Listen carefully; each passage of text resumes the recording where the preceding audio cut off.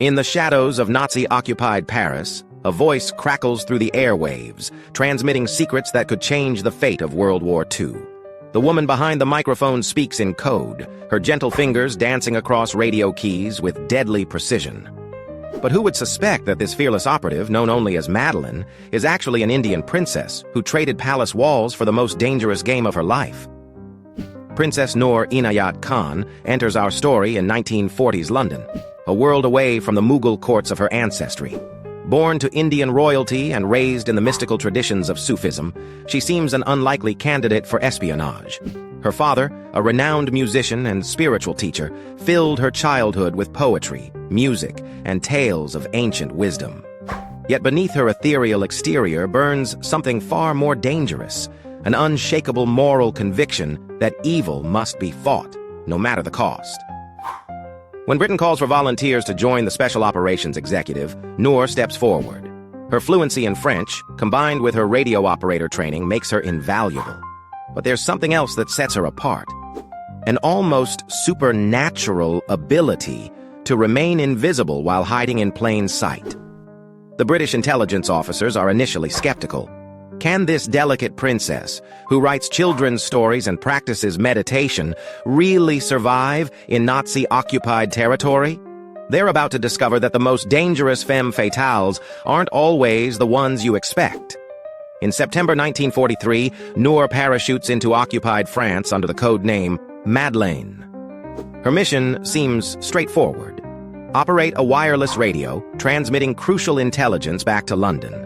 But within weeks, the German Gestapo begins hunting for the mysterious radio operator whose signals they can detect but never trace. What they don't realize is that they're chasing a ghost. Noor transforms herself into the ultimate shapeshifter. By day, she's a quiet French woman, blending seamlessly into cafe crowds and market squares. By night, she becomes Madeline, her radio crackling with coded messages that coordinate resistance operations across France. She moves her transmission location constantly, always one step ahead of German detection equipment. Her gentle demeanor becomes her greatest weapon. Who would suspect this soft-spoken woman of orchestrating acts of sabotage? But Noor's deadliest skill isn't deception.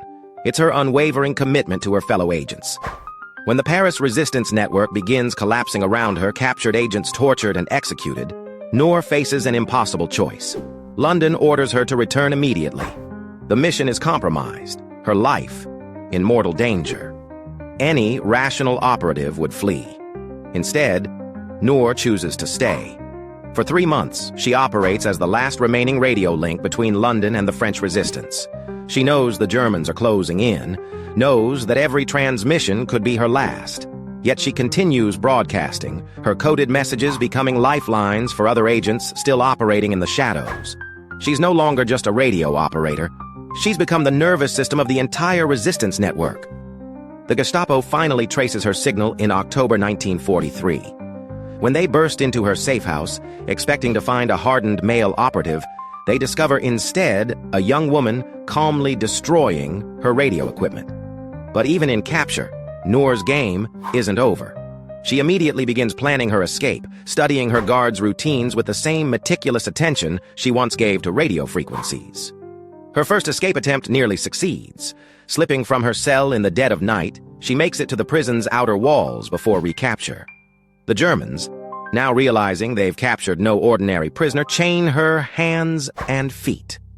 But they still don't understand what they're dealing with. This isn't just a radio operator. They've captured a woman who views resistance as a spiritual calling.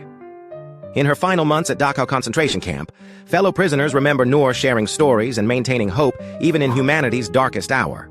On September 13, 1944, the Gestapo executes her with a single shot.